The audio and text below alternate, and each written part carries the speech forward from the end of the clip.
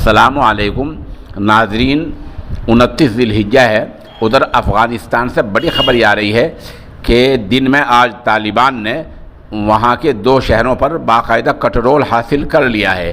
ایک شہر کا نام قندوز ہے تو دوسرے کا نام سرے پل ہے۔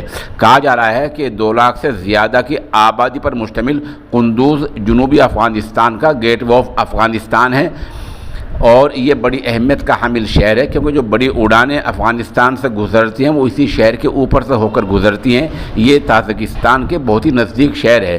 قندوز افغانستان کا نہایت ہی اہمیت کا حامل شہر ہے اور یہ وہاں کے ایک صوبے کی قومی راجدھانی ہے۔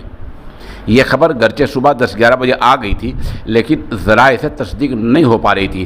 دیر شام ہوتے ہوتے اب ہر طرح سے ذرائع سے تصدیق ہو گئی ہے، اور یہ بھی تصدیق ہوئی ہے جو وہاں سرکاری فوجیں تھی، افغانستان کی فوجیں، وہ حیرت میں ہیں اور وہ شہر سے 2-3 کلومیٹر کے فاصلے پر بے رخوں میں چلی گئی ہیں۔ بہرحال قندوز پر قبضہ ہو جانا اور سرے پل پر قبضہ ہو جانا یہ بڑی بات ہے۔ ادھر افغان سرکار کے ترجمان نے صرف اتنا کہا ہے کہ کوئی بات نہیں، قبضہ ہو گیا ہے، اس قبضے کو جلدی واپس لے لیا جائے گا۔